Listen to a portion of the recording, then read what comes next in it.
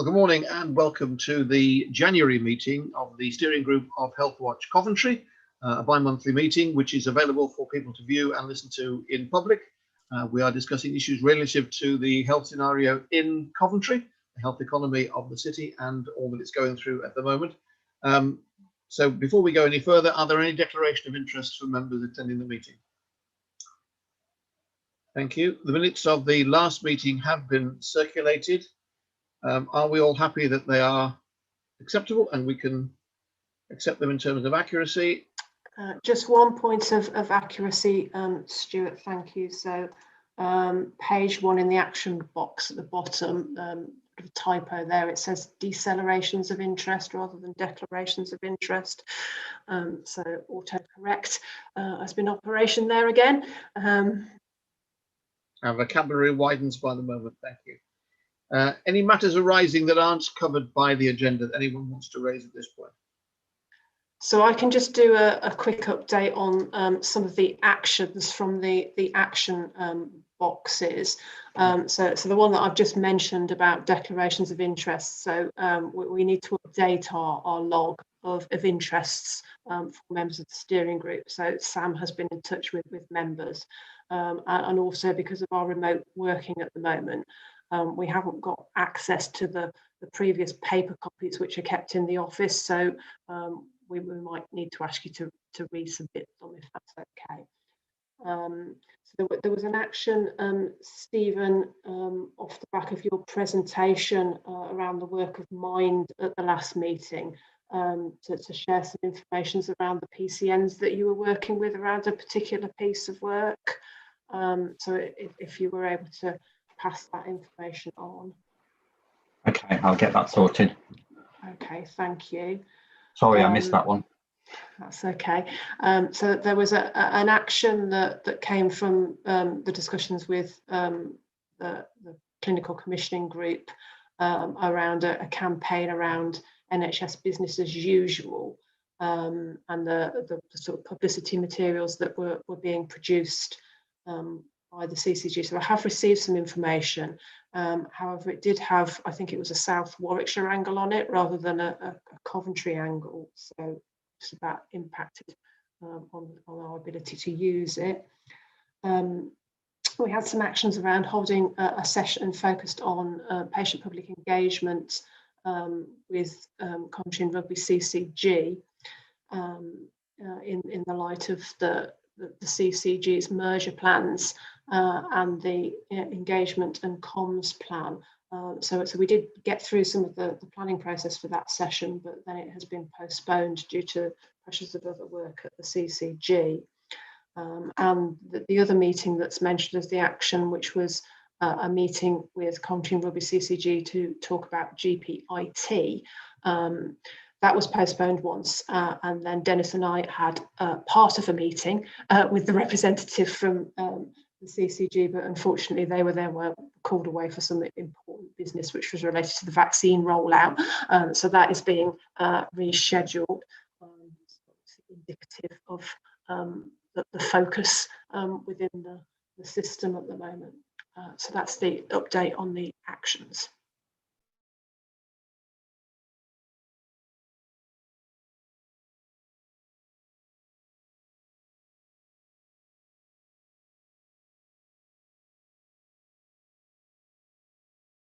Sorry, I was muted, I beg your pardon. We move to item 4 then, Healthwatch activity.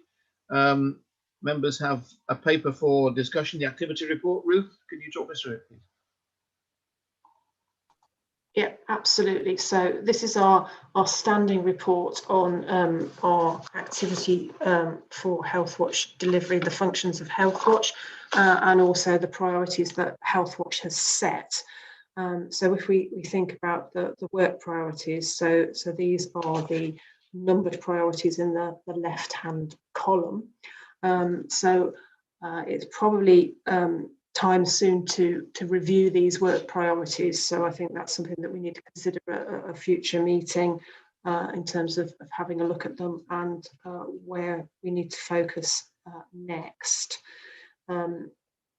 In relation to the work we've been doing to take forward these priorities, we have been having discussion with the CCG around the vaccinations programme and communication around that, putting that under priority 2, which is around the quality of information available for local people during the COVID-19 pandemic. Under priority 3, gathering feedback from people in new ways. So we have piloted a survey on SurveyMonkey, which is designed to capture slightly more in-depth case study information about people's experiences of using NHS services, and we've had 20 entries to that as part of the pilot. So we're looking at that and writing it up with a view to producing a paper which is about people's lived experience of using services, and we will also look across other information that we've been gathering in Healthwatch to see what we can put into that.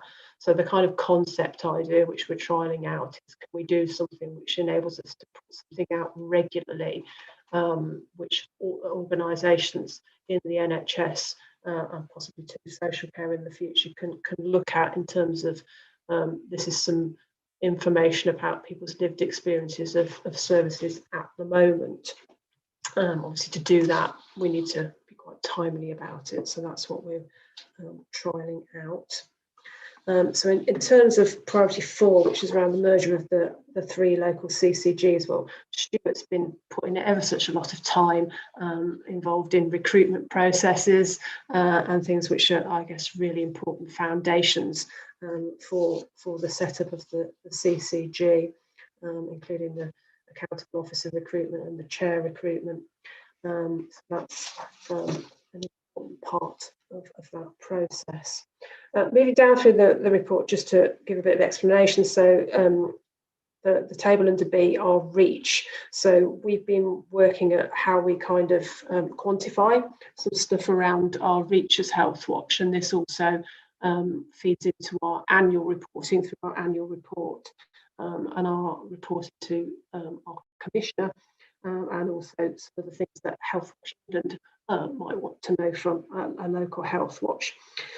So you can see in terms of our reach figures, clearly we're not able to do some things at the moment due to the COVID restrictions, so we're still not doing face-to-face engagement activity, and we're not doing interim review activity.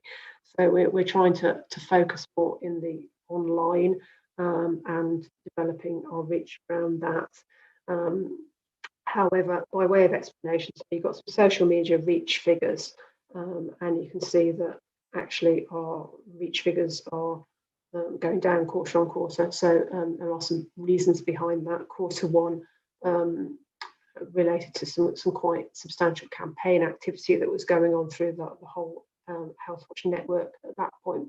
In quarter 2, there was pretty much just being Sam in the staff team at Healthwatch, so that had an impact. And then quarter 3 saw the restructured team first come into being. So obviously one of the things we need to be mindful of is that we are putting attention and effort into social media, but we need to try and see what kind of impact that is having. However, what you might see from our website sessions is that that's going up, and all of these 3 periods are the periods on our old website, because our new website was only launched just immediately prior to Christmas. So quarter 4 figures, when we're able to pull those off, will be on our new website. So moving on then to advice and information. So in the last quarter, we had the structural change of the Healthwatch information service, the information line and its email routes of contact, moving from where it had been within Citizens Advice Coventry into the new structured Healthwatch team employed by Voluntary Action Coventry. So these are the stats in terms of the level of contacts and inquiries, and also some information of other things which are in development at the moment. So as part of this change process, there was also a parallel change process taking place with the Independent Health Complaints Advocacy Service, which is delivered by Central England Law Centre. So previously, the Healthwatch information line more or less acted as the front door contact route for the ECA service. However, there is some more resource that has now gone into the ECA service, and they have set up their own telephone contact point and email contact point. So there will be a reduction in people recontacting the information service in relation to their ECA cases, which is what we are wanting to achieve, because it's more effective and better for people to be talking directly to the service rather than through us, which could cause some frustrations. So then moving on, you've got an update around collaboration, which is an important area within the quality framework for a local Healthwatch. So there's Healthwatch England and the CQC. And then our influence kind of domain of working, which is very important to us. So we were planning to have a session with UHCW around their quality goals and strategy, but they have cancelled that due to the COVID-19 pressures that they were starting to experience within the trust. Then in terms of people, we have Owen with us, who started in post last week, who's going to be maternity cover for Sam while she's off. And our volunteers hours, 272 given, a big contribution from Stuart within that, really, in the last quarter. So our kind of contribution for volunteers through all of you is holding up through this COVID delivery period, but our other volunteers, our Enter and View volunteers, obviously are not active at the moment. So that's a run through the activity report, and then I just wanted to flag up specifically a piece of work which we have started off, which has come about due to two things, really. Felicity has been developing links with the Carers Trust Heart of England, and Sonia from the chief executive of that organisation has joined the steering group, although she sent her apologies today because she's moving house. And also as part of the national campaigns calendar that Healthwatch England funds, they are having a focus on carers at the moment as the next wave of the Because of Your Care campaign. So we saw an opportunity there to connect two things together. So if Felicity just explains briefly what we've been putting in place by working with the Carers Trust. Hello. So yes, as Ruth said, it was a good opportunity to develop some more links with Carers Trust. So what we're asking Carers Trust to do is collect some case studies. So some, as Ruth was saying, some kind of more in-depth experiences that carers might have had of accessing NHS or social care services, either for themselves or assisting somebody that they care for to do so. Just kind of get a better picture, really, of how they're affected during the COVID-19 crisis. I'm actually joining the Carers Trust group tomorrow to actually meet some carers virtually over a Zoom meeting. So that should be good. But also, like I said, they're going to actually collect the case studies for us because they already have those links there with the carers, and they often know their story quite well. So that's going to be something we're going to move forward. It should be the whole of February. They'll probably be collecting the stories for us. So we'll hopefully have some kind of results around that in kind of March kind of time. Thank you. Thank you very much, Felicity. Dennis, do you want to come in at this point? Just a quick one, Ruth. Sorry, I just lost it there because of the carers thing. And I was thinking that's great what you're doing, Felicity. But I wish there was an organisation that actually helped the people who need the services to give them help to get the services, if you see what I mean. But anyway, the information line and advocacy, you said it's been Central England Law Centre. Could you just email us or tell us how people get into that and how they get access to it? So how people access the advocacy service for NHS complaints? No, the one that we used to run with our local law centre, didn't we? Yeah, so it's the same service. It's had a slight change in name. So you might think of ICAS as it might previously be known, but it's now recommended that it's called Independent Health Complaints Advocacy. So it's ICA. So it's a service which is specifically to support people with the NHS complaints process. So it's always sat outside the functions of Healthwatch.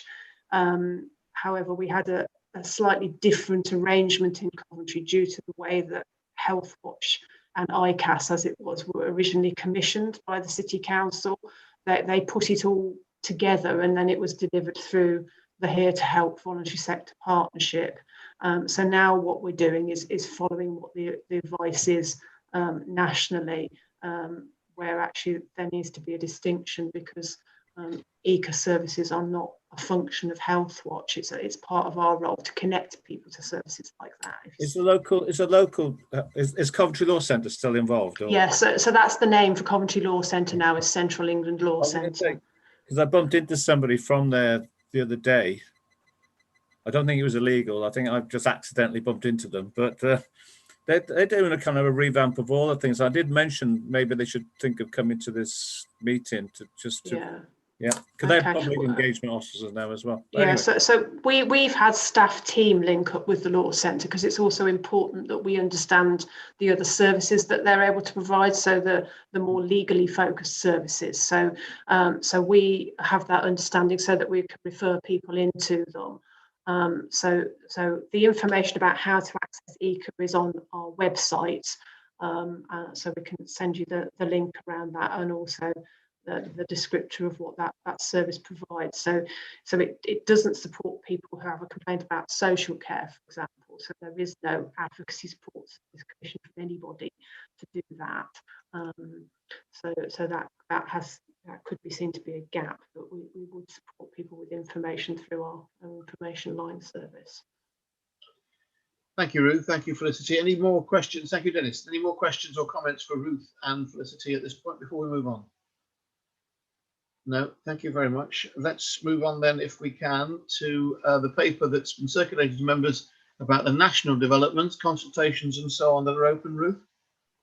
Yes, so there are 3 consultations open, which there are details of in the paper. So there's a consultation active, which is about A&E access standards.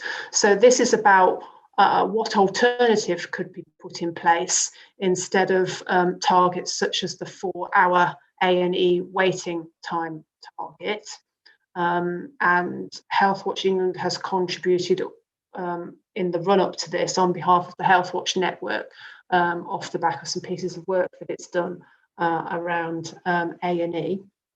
There is also consultation happening, which is related to legislation to reform the Mental Health Act. So this has kind of been a long time in the getting to this point. And the Care Quality Commission, the regulator for NHS and social care services, is having a consultation on its strategy. So people who have been involved with Healthwatch for a little while may recognise that the CQC has quite regular consultations on its future strategies. So that's part of its processes. Also within the paper, I've just flagged up, because there was an announcement. It's not a consultation as such, but there was an announcement around a rare diseases framework, which was announced by the Secretary of State a little while ago. So that's about thinking about how people who have rare diseases are supported and treated within the NHS, because that's been identified as a gap.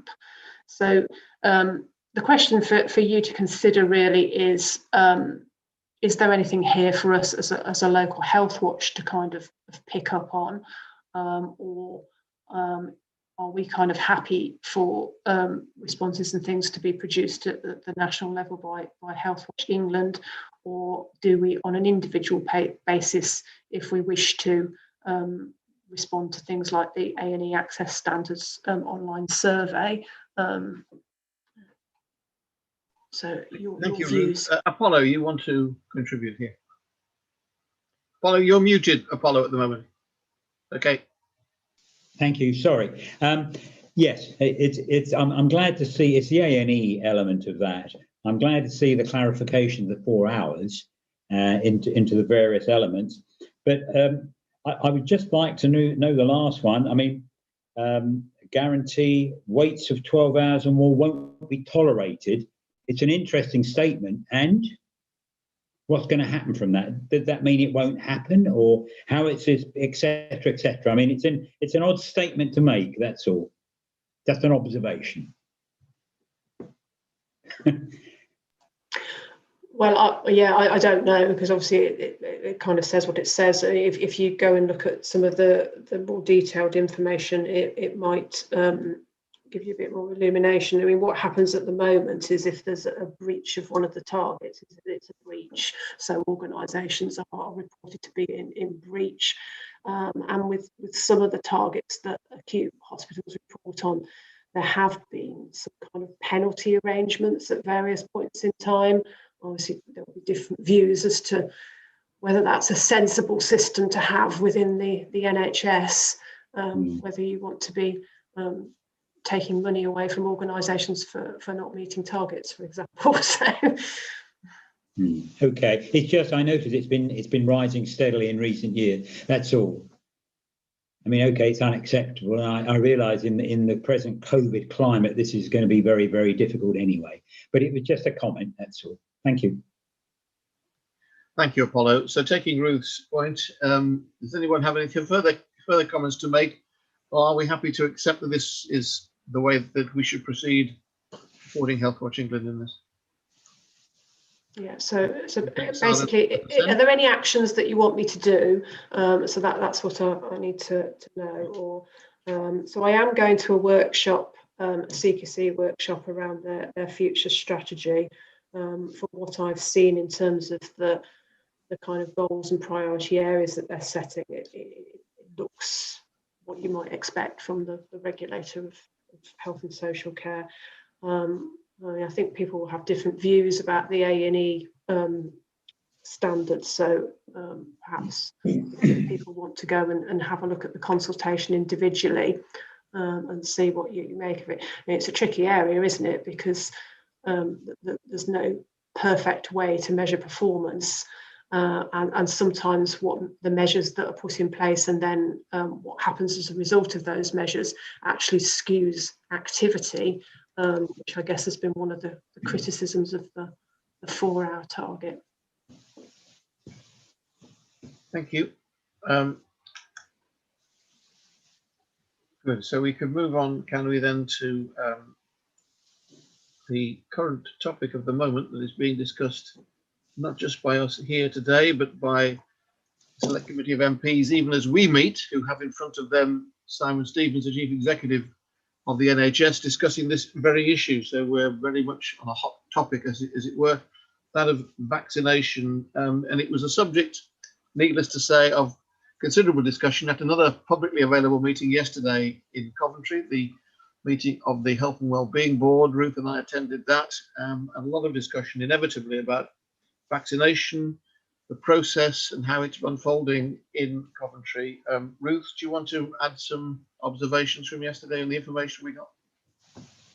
Yes, thanks, Stuart. So from a Healthwatch point of view, obviously with our role being to support local people with information and access to services, I've kind of made this a priority area for us as a staff team at the moment, in terms of developing our understanding of what's happening in order to be able to provide the right information to members of the public. So we have been getting queries through our information line service, and we've updated our web-based information, and we're thinking about obviously how to try and make that information as understandable as possible.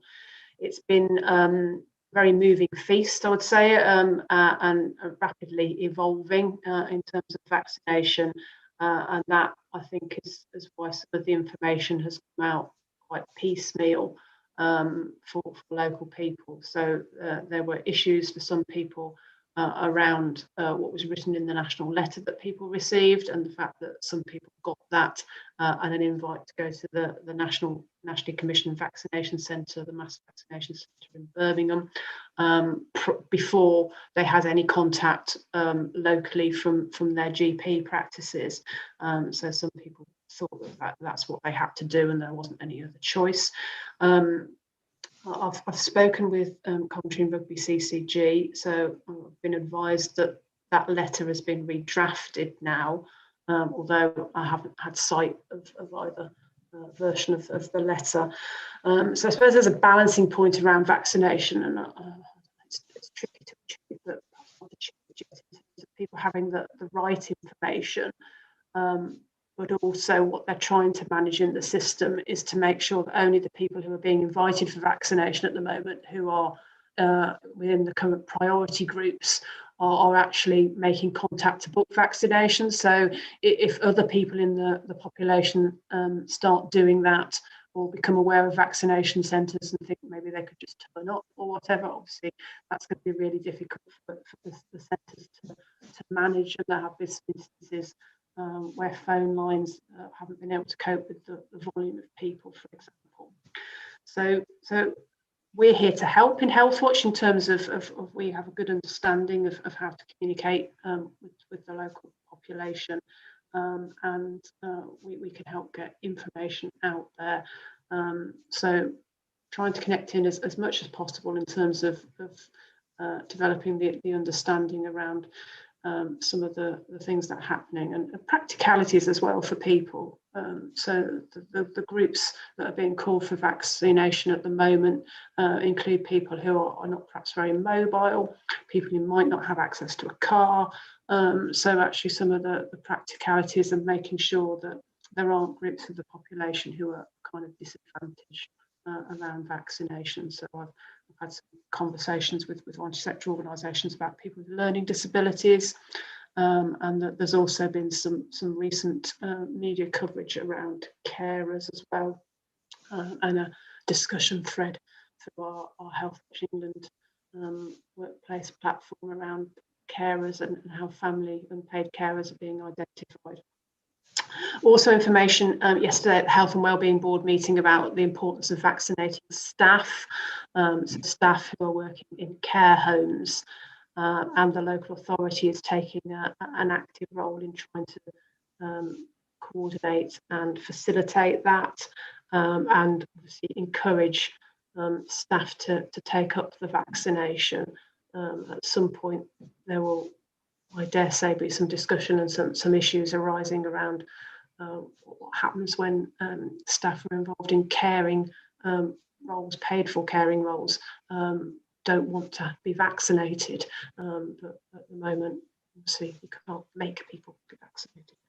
So that's a kind of summary of where we've at. I have sent some information out to steering group members, and we've got some information on our website at the moment, and we will continually refresh that as we think we need to. Thank you, Ruth.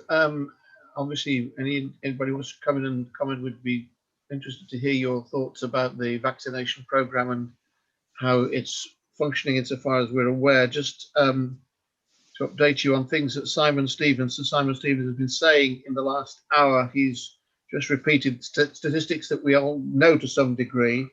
40 million doses, he says, of the vaccination will be dispensed by mid-February.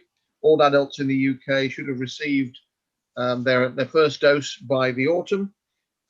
Talking about the issue that's dominated the media this morning, that the EU is threatening to delay, at least, if not ban, imports into this country from European factories making the vaccines, particularly the Pfizer vaccine, until the other European countries, the other EU countries have had what they say is their share. He says we all have a shared interest in every country doing well, which is common sense, surely. So I'm sure there will be some resolution to that. And he's stressing that it's obviously a very, very difficult and a huge logistical process, but nonetheless, they're obviously pleased with the progress that's being made. Locally, we had seen the Stoneleigh Park Mass Vaccination Centre open this morning, dispensing its first doses. And just to repeat what I said in the private part of our meeting, that at the Health and Wellbeing Board yesterday, I asked the question in the public section of the meeting about the second dose, which people have been very concerned about. And we were reassured that if you're not registered for an appointment for your second dose when you receive the first dose, then you certainly will be. Your name will be kept on a register to be notified and you should receive that dose within 12 weeks of the first dose. Dennis, you want to comment? Yeah, it's just in some ways, my point is about probably the overselling of the vaccine case, because at the moment, I mean, it has two uses at the moment. This first phase is to protect people. It's not really to affect transmission, is it? And but everybody's thinking it's a like a savior. It's a magic bullet, and I think for messaging terms, they ought to just back off a little bit, carry out the vaccinations, but let's get hysterical about this being any magic bullet. You know, it's a protection phase, as you say, and then the transmission phase will be probably not till the autumn when they let it. Otherwise, they'd be. There's a lot of other factors. I don't see much change for months yet, and I think the messaging should slightly just back off and think that this is a savior. I think that's quite right. I mean, they have stressed, have they not, the scientists particularly, that what they don't know, what they can't be sure about with the vaccine, is that it doesn't prevent transmission. It might, in some instances, they don't know, but it's something they're still researching. It's unlikely to. It's more likely just simply, as you say, protect people who may be susceptible to the virus, are susceptible to the virus and are currently ill, hopefully to stop the hospitals being overwhelmed by it. But that is certainly a significant issue, but it's of course a political thing, isn't it? It's to do with reopening the economy and all of those issues, and that's why they're banging on about the success of the process, and you can understand why they want to trumpet that. Well, I mean, we have had success in this country of vaccinating an awful lot of people so far, haven't we? Yes, but there is also some messaging that's out there, or maybe it's not as prevalent as it should be, which is obviously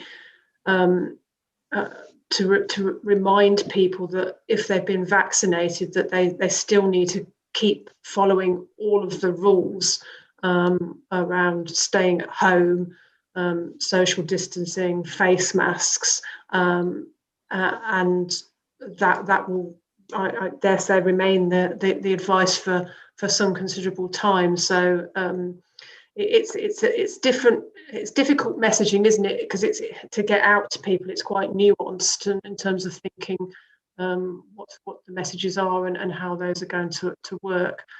So I am going to a meeting later today, which the CCG is organised, which is a briefing around COVID vaccination, and it's also a route to raise stuff. So perhaps that's something that I can have a conversation with at that as well, really, around the messaging. Stuart, Yes, David. Yeah. Can't find my hand at the moment, but if I can just put in, yes, it's going very well, isn't it, the vaccination process? And I think a lot of praise should go to everybody involved.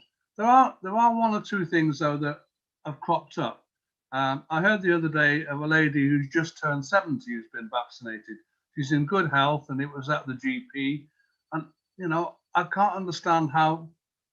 Luckily for her, that worked, because I thought now we were in the 75 to 79 age group. And I've heard of several other instances like that. One or two of the sites being used don't seem to be too brilliant. There's one, unless it's been improved in the last few days, where people go into a very cold tent. Ruth, of course, doesn't want to be anecdotal. I understand that, but she didn't have a great experience with her parents when she went to her parents' vaccination centre. So I think it could be improved. For example, I can't understand why, with all the buildings empty at the moment, anybody has to go into a tent. It does seem quite strange, really. But on the whole, you know, my comments that I'm getting from people, yeah, there are lots of people over 80 who still haven't been vaccinated and are getting a bit worried. But it is going quite well, but I don't understand how somebody 70 can be vaccinated. I think that's a fair point to raise, David. I think the point about people 70 to 74, they're in the next cohort, as it were, and I think they're not all by any means being contacted at the moment. As for using tents rather than buildings, of course, the problem is who owns the building, what do they want to do with it, who's paying the rent on it, and all the rest of it, and how easy is it to access and adapt for the purpose. It's not quite as straightforward, I don't think, as saying there's an empty building, let's go into what was IKEA in Coventry and suddenly take it over and run it, even though that might be a really large centre and quite useful in many ways. Yeah, and I mean, they're now saying, according to the Times today, that if the hotels are used for people coming back, it will take up to 3 weeks to get them sorted out. So maybe it's not as easy as I think it is. Yeah, I'm not going to say what I was going to say about hotels. It is a public meeting. Yes, Ruth, did you want to just join in there or not? No, sorry. Okay, Rose, yes, please. Sorry, Rose, you're on mute. Sorry, I'm having terrible internet connections today, which is why I'm keeping my video off if I'm not actually speaking. I know it's not my bit, but I don't know if it's worth me jumping Please. in on a couple of these bits with vaccination. I think with the sites, it was very much, we had a very, very specific checklist of what we had to be able to deliver on site in order to pick places. When we did, I mean, IKEA is a good example. We did look at IKEA, but IKEA wasn't suitable based on the checklist we had, and it was one of our first thoughts. But because of all the different things we had to be able to deliver, we weren't able to use that site. So there has been as much thought as possible given to the sites. We are absolutely taking the feedback on board. I've had feedback from Ruth about 2 practices, and those are things we can look at and feedback. We are going as fast as we can. I think it really helps to have that feedback, to hear from people and from patients to sort of say these things could be improved so we can keep going. With regards to the 70-year-old, obviously I don't know the specific context as to how that person was vaccinated. There have been some instances where at the end of the day, if there is vaccine left over, the practices have reached out to other people on their list and said, actually, could you get here right now and have a vaccine? But keeping very much within our priority groups, and our priority remains getting those over 80s, and we should get to a point soon where the majority have been contacted. I think it's last week for Coventry and Warwickshire was that 62% of our over 80s have been vaccinated. We've done a lot of vaccinating since then, so I would hope that that number is a lot higher by now for the over 80s. So I think that would be the only thing on that, but I couldn't talk about the specific of that case. Sorry. So I don't know if that helps in terms of. And I just wanted to add as well that we have evidence of people telling us that the outreach vaccination to people's homes for people who can't get out of their homes is happening as well. So, so people will be contacted for that. Thank you. I think there was some talk, wasn't there, in the public domain from some politicians a week or so ago that now we're going to extend it to 70-year-olds. I think that was perhaps a statement made slightly earlier, slightly in advance of where we really were on the ground for most of the country. I think that is. I think it applies to the mass vaccination route. So that the people who get letters, I think some letters are starting to go out to the people in the 70 to the 74 age group for those centres, but not yet through the GP route. But it will vary to some extent around different geographical areas because things were set up at different times. So there's a phased rollout going on, isn't there? So the actual variation in time is probably about 2.5 weeks between some of the first setup and the last, so it's not huge, is it? Indeed. Apollo, your hand was up briefly. Did you want to join in, or is the comment gone? You're muted, by the way. You're muted. Thank you. Just a couple of points. One is that 70-year-old. I mean, if it's the Pfizer vaccine, the surgeries had not got the facility to keep them at a very low -70. Has to be used within 2.5 days, and they reach out to emergency people they think they should bring in. The other thing is to reassure people, the NHS letter going out normally is for the mass vaccination sites, the big sites. We got one in the family here, and we were able to go, if we wanted to parts of Birmingham, Tamworth, or Stoke-on-Trent. The thing is, however, if you wait, as we did, we got a text from our practice, and that was very well organised. It was booked, and in fact, we went to the Holbrook's medical team there, very well organised. But people shouldn't worry if they can't access it via the letter, via the mass centres. Yes, thank you, Stephen. I noticed you were nodding when somebody made a comment about maybe if there's some vaccine left over, as it were, from a session, that it will be used by other people. Did you want to comment on that point, Stephen? Yes, I think there is, because I mean the amount of vaccine within a capsule is certainly enough for two. There should be enough there, but the issue is how much you take out. Yes. If you take one out, you may take more than you should do, and therefore there's not enough for the second vaccine. Yeah. Stephen, was it Second that you were nodding your head at that point? Was that something you have seen happening, where there's a vaccine available after a session, as it were? I've certainly had conversations that I've heard, people having vaccine at the end of a day. Yes. Which is really positive. I think it's really good that, you know, we're not wasting vaccine. I also commented, sorry, I've just run downstairs and back up again. The doorbell rang at the same time. So I also commented in the earlier meeting, we've had over 100 staff vaccinated as frontline workers so far. I think the whole process has been really positive. It's been really smooth. And we've all been, you know, all the staff have been given the next appointment in 12 weeks or 11 weeks and 2 days, I think it is, just to allow for a little bit of movement there. So no, everything has been, you know, I can do nothing but praise the sort of vaccine process so far. The GP, sorry, the GP did write to the 70-year-old, so it was that process. But I won't go on anymore. It's a minor point, and she'll probably kill me if she finds out anyway. Thank you very much, David. Anything further on the vaccination issue? We're about to come on to Rose's part of the meeting anyway, so she may well want to refer to it again. But anything further? And we're done. Okay, thank you very much for that.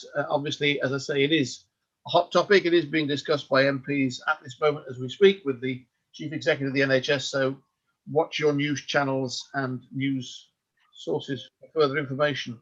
So let's go on then to the update, if we may, from Coventry and Rugby CCG. Rose, what can you tell us? Sorry for not being Simon Stevens, and you get me instead. But I think in terms of what's the key thing happening is vaccination for us, and dealing with system pressures. I appreciate a lot of people will have had the update already, but I thought it was probably worth laying out the current position that we have in Coventry and Warwickshire. That you'd have heard yesterday is we have 20 local vaccination sites. So those are run by the GPs, or in a couple of cases, we've got CWPT running them on behalf of some of our smaller primary care networks. So those are the ones that are sort of right in the sort of heart of the community. On top of that, we've got the 4 hospital hubs, which are focusing on staff, frontline workers from health and social care. We have the mass vaccinations, the large vaccination centre, large vaccination centre site in Stoneleigh, which is open. And I think it's just to echo a point that you mentioned earlier in terms of how people are getting their appointments to particularly the large vaccination centres, that letters should have gone out, should have landed with people Monday and today, inviting people to come to the large vaccination centre. So, and if people can get there, that's brilliant. It's a lot of people, it will be quicker. If you can get yourself there and buy a car, you can get someone to drive you. However, if you just ignore the letter, that's fine, because you will still be contacted when your priority group comes up at the GP. So we want, and that's probably our key message, to make it clear that the letters are going out to everybody. But if you can't make it, that's not your one shot at a vaccine. The local vaccination centres will still be up and running. We've also, as Ruth mentioned, got the roving teams that are going to do people. They're doing people in homes who are housebound, and they're doing the care homes as well. And we were on track. I haven't had an update yet, but we were on track to get all of our care homes vaccinated, apart from ones that have got an outbreak where we can't currently go in there to do that because they're not suitable for the vaccine until the outbreak has passed. So that's kind of the position in terms of what we're doing. We're doing much as we can to encourage uptake, encourage people to take the vaccine, both among frontline workers and also among communities who may not have had the vaccine yet. And I think Ruth, the meeting you mentioned tonight was the 5 o'clock meeting, or is it?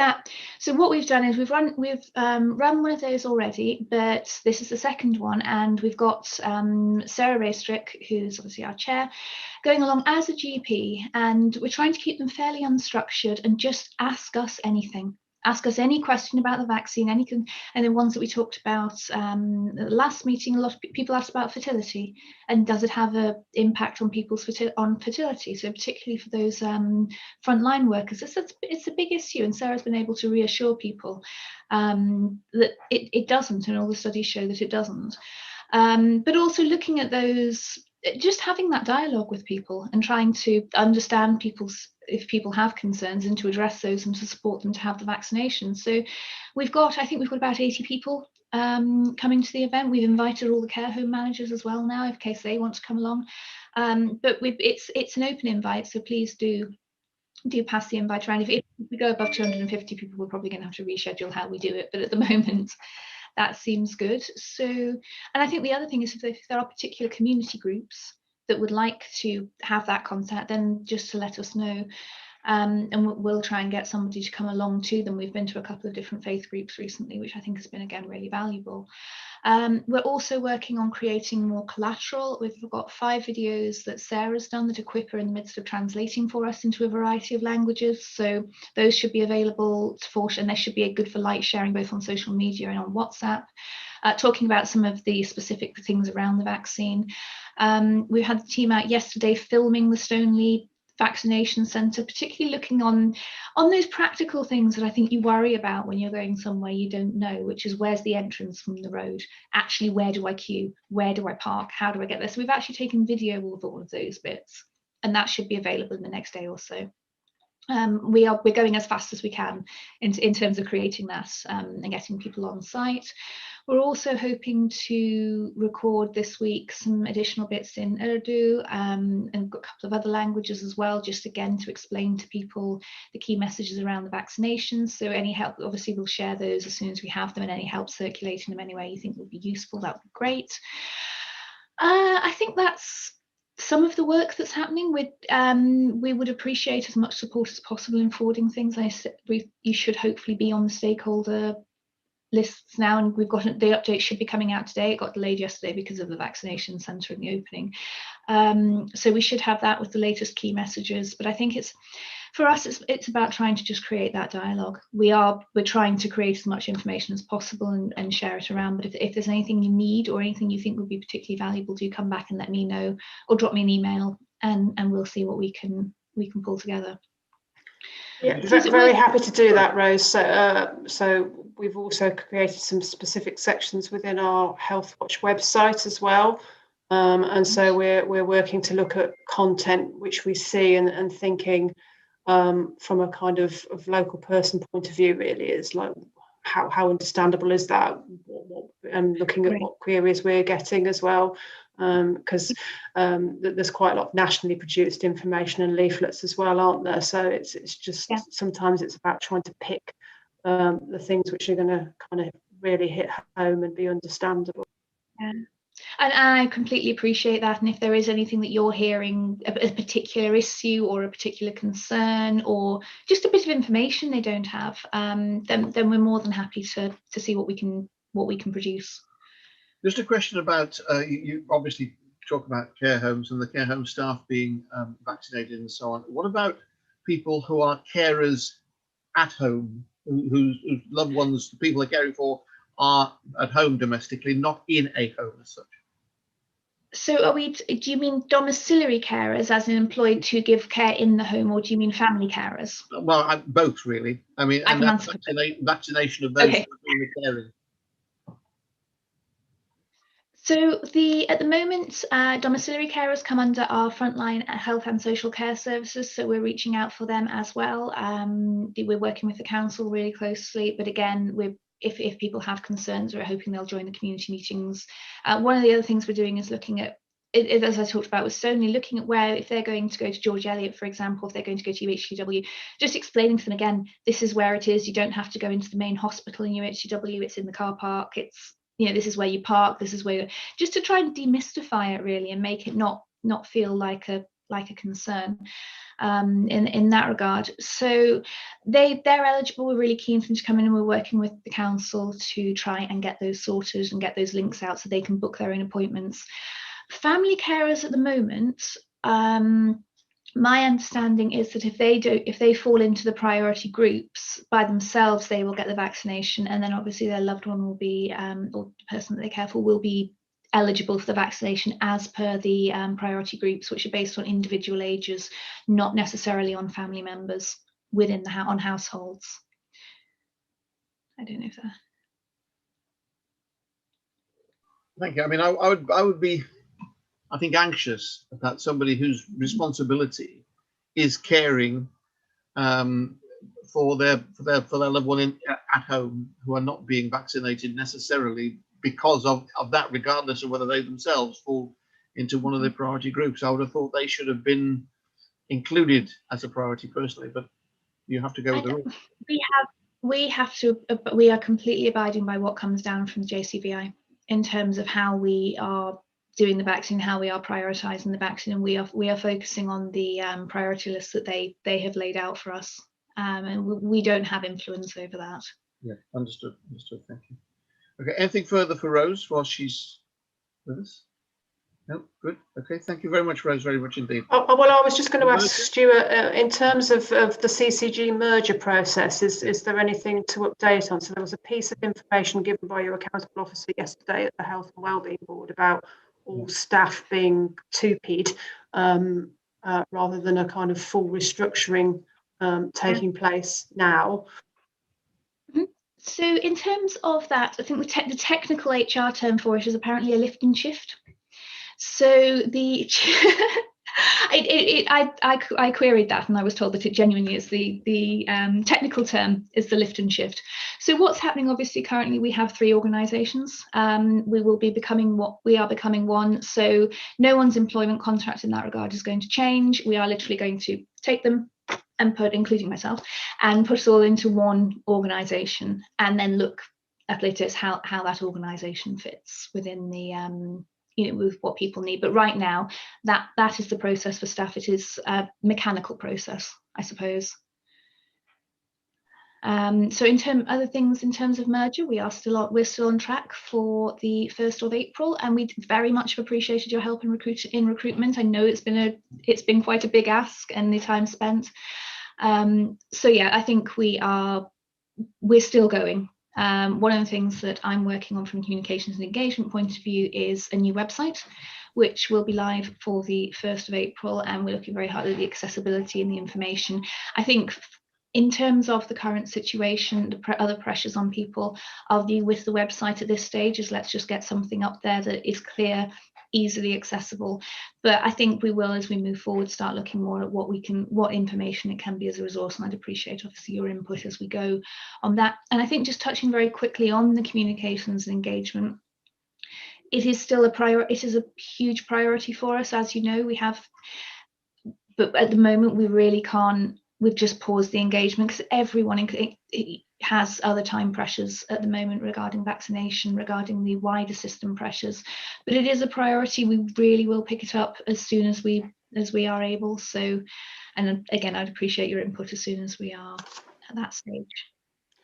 Can I just ask as well, because there was some sort of engagement work going on around a sort of pre-phase around a potential service change, wasn't there? Yes. Is that still going forward, or was the timeline shifted?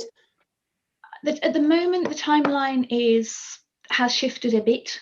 How that will impact on the wider thing, I'm still waiting for a new schedule. So we've done some really good engagement work on that. We've circulated a survey, and thank you for your support in that. I was also able to do some Teams interviews with people actually on the wards at the moment with support of the speech and language therapists, which was it was a really interesting sort of engagement experience, and actually worked very, very well in terms of getting right to people and having good conversations with them.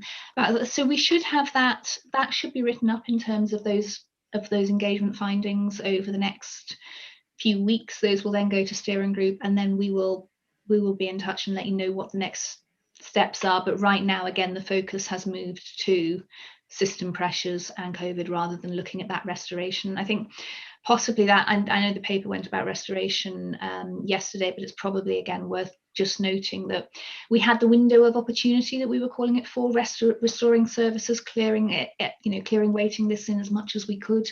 and doing that. And we've now we're looking at responding again to system pressures, but we hope as soon as restoration starts again, we will come back with those various elements. So I don't watch this space, I suppose. Rose, thank you very much. Catherine, I notice you have to leave us, so thank you. Thank you for joining us once again, as ever. Anything further for Rose, I beg your pardon, before we let it go? We have some more, as you say, lay member recruitment interviews coming up shortly, which I shall be attending over the next couple of weeks. So we'll see, and the progress will continue, as you pointed out, along those lines. Good. Thank you very much, Rose. Thank you. We move on to. Can I just say one thing, Rose? Dennis, yes, please. Just quickly. I'm sorry. It's only flippant as I normally am. I'm just glad you didn't use IKEA, because I could never find my way out of IKEA. So it'd be stuck full of people wandering around. Couldn't resist that. I gather there is a statement about IKEA shortly, but they're going to blow it up, or who knows? No, I didn't say that. I didn't. We don't. That's certainly not my bit.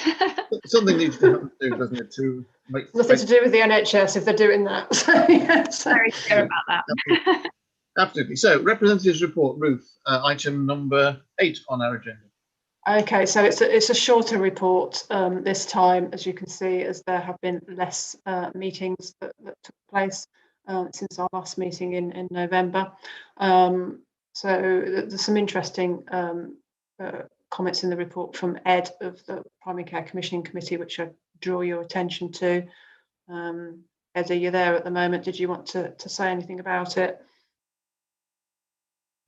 Hello, sorry, I'm just turning my video and camera on. I could just give an overview of what I wrote. So we have an open action item about the integrated care record. So that is progressing as planned. And it's a 2-year project, so I wouldn't expect any update on that anytime soon. In terms of the financial position of CCG, there's always a lot said about that, and they now have quite a significant overspend in the GP-related budget, but in other areas they seem to have huge underspends, like the primary medical services budget. So there's more about that in my report. In terms of quality of care in GP practices, it's difficult to give an update on it because so much is suspended in terms of collecting patient satisfaction data. So I did have a query about the pod call centre and its potential role in that, but there's been some issues with the call centre, and they haven't been able to update the script for the call operators. Then in terms of, this is quite out of date now because it's referring to documentation that came out in November, but satisfaction with the flu vaccine seemed to be quite high, and it sounds like with the COVID vaccines there's quite a good job going on with the management of that. So other than that, when I requested for an update about these ICS proposals and how they will affect the CCG merger, there wasn't really anything said on that about from the PCC committee in terms of planning and contracting. They didn't really have a response to it at that stage, but it sounds like since then Ruth has been speaking to Sarah Rastrick. So that was all from me. Thank you.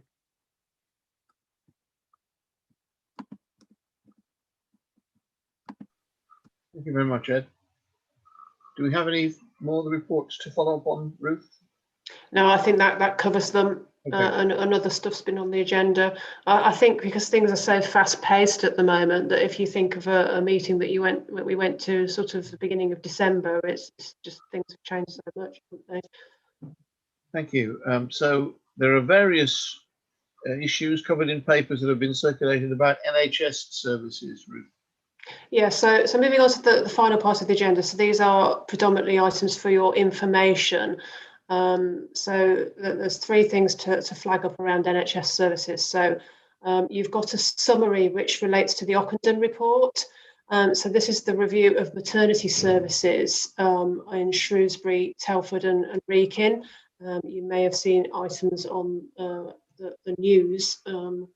West Midlands or the national news about this. So this is around the emerging and continually emerging issues around the care of babies and women in maternity services. So off the back of this, which I think is an initial report, there are actions for every single NHS system and organisations, NHS trusts that have maternity units to take.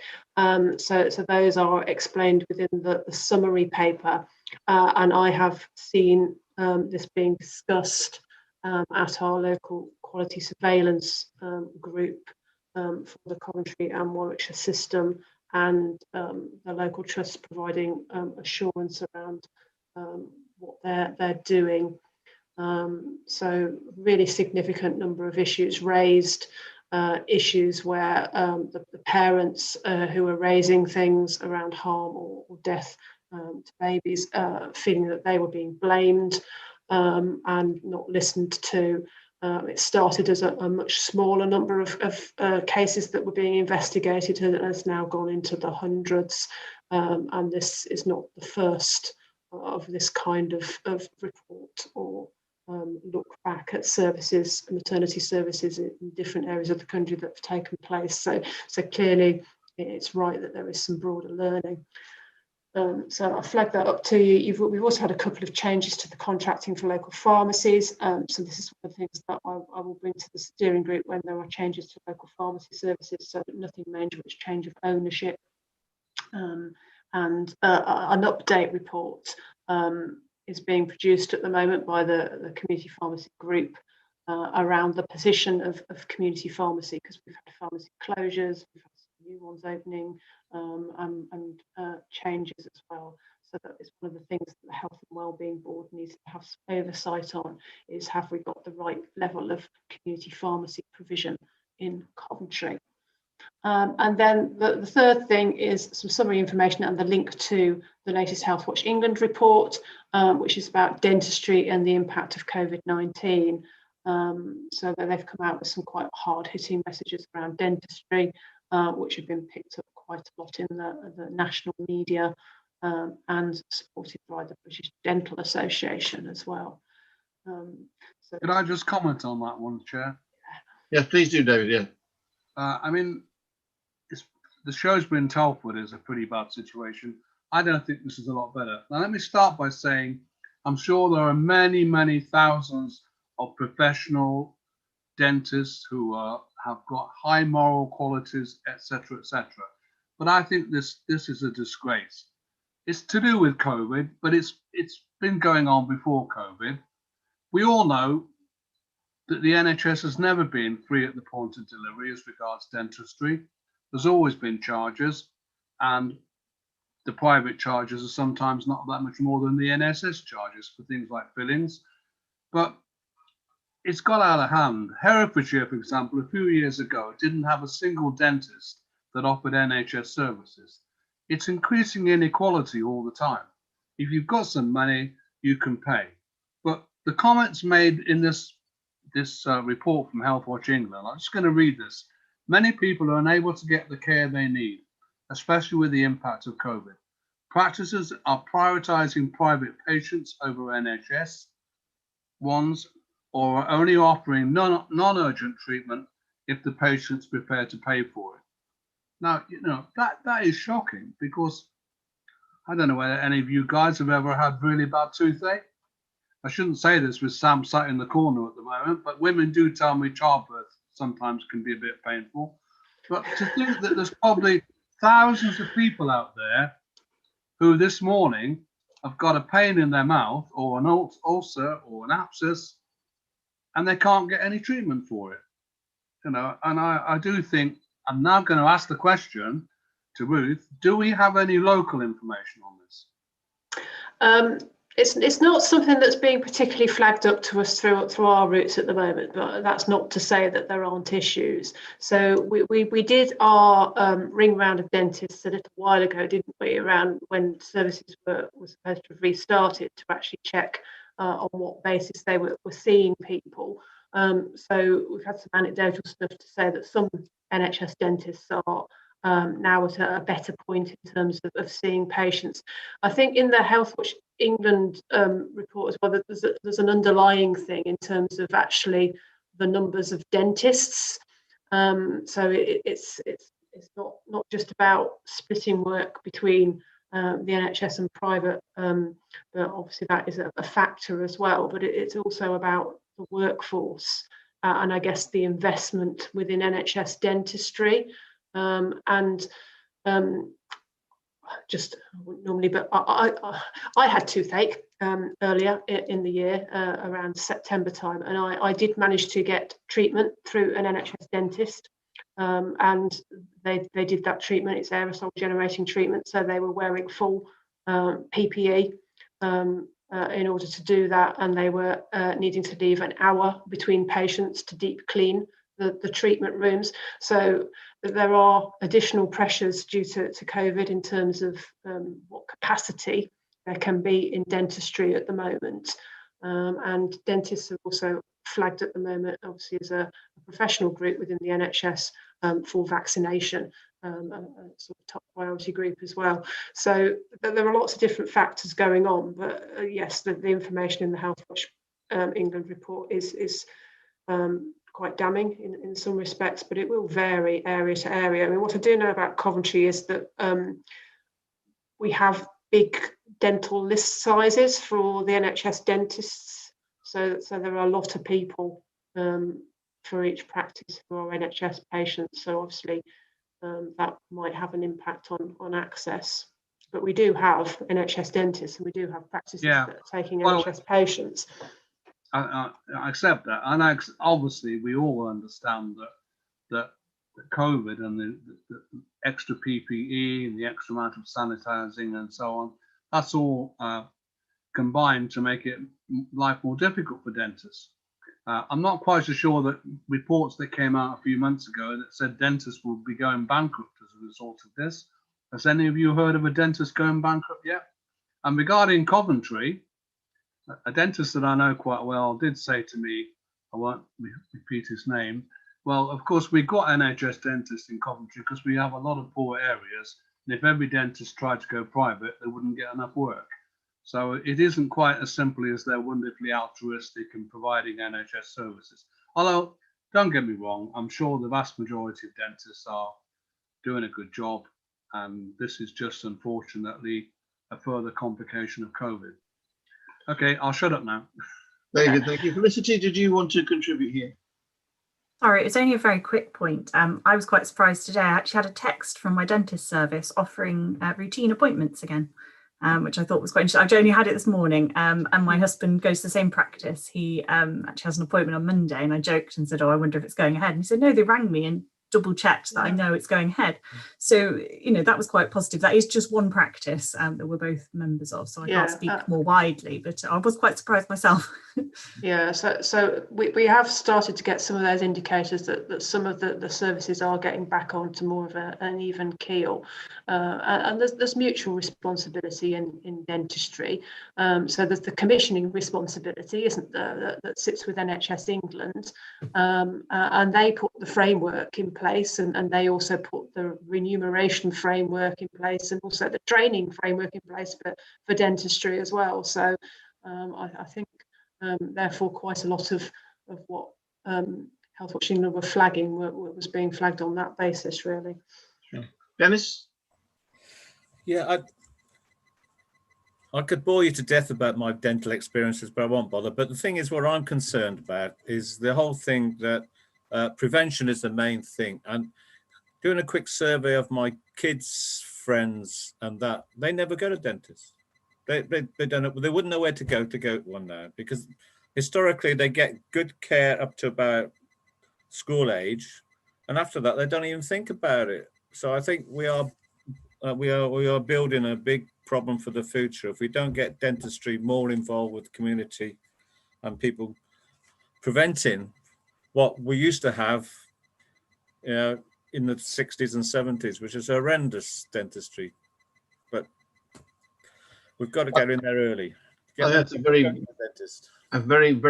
astute observation, actually. I mean, my two sons grown men now, but I don't know when they last went to the dentist. And yeah, they did, obviously, as children. I think you're absolutely right. We are storing as a nation an issue that we're going to have to deal with at some point when we're through COVID and whatever else is bedeviling us in the meantime. And I think it is an issue that needs resolving. I mean, I go regularly, although my last appointment was cancelled a week or so ago because somebody tested positive. So I'm waiting for a rearrangement for that appointment. So they're obviously taking account of COVID and all those sort of things. But the point that David makes and the point that you've made, Dennis, I think are very well made.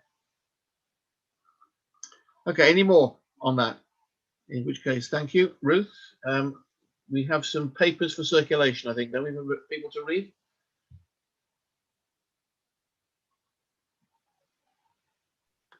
So this is just the part of the agenda where I flag up some other helpful reading potentially for steering group members. So you've got some national insight reports there, which you can take a look at your leisure. So one which is around the state of ageing, and a report around the impact of COVID-19 on people who access care and support. And you've also got a CQC COVID-19, their latest insight report. So that's the latest in their series of where they're looking at the evidence of the impact of COVID-19 on services and the people who use them. Thank you. Any more observations on any of this that we've discussed? Those are for reading, as Ruth says. So we come to any other business. Dennis, you have your hand up. Is that from a previous encounter? Yes, it is. Gone. Okay. Can I just raise something, Yes, Chair? I think I probably, looking at the people who are left here, along with Ruth, have known Sam the longest. So on behalf of everybody else, Sam, I'd like to say, hopefully everything goes really well for you and you have no pain at all and you have a wonderful addition to your family in February. You obviously haven't given birth, have you, David? No. I couldn't possibly comment, Stuart. Well, thank you. I'm going to miss, obviously, everyone and that. But yeah, I don't think it's going to be pain-free. You have to be realistic about the situation. But yeah, it's something nice to look forward to as a family. Cora's really excited about being a big sister. So yeah, I'll see you probably the end of the year, maybe face to face. Don't know, but yeah.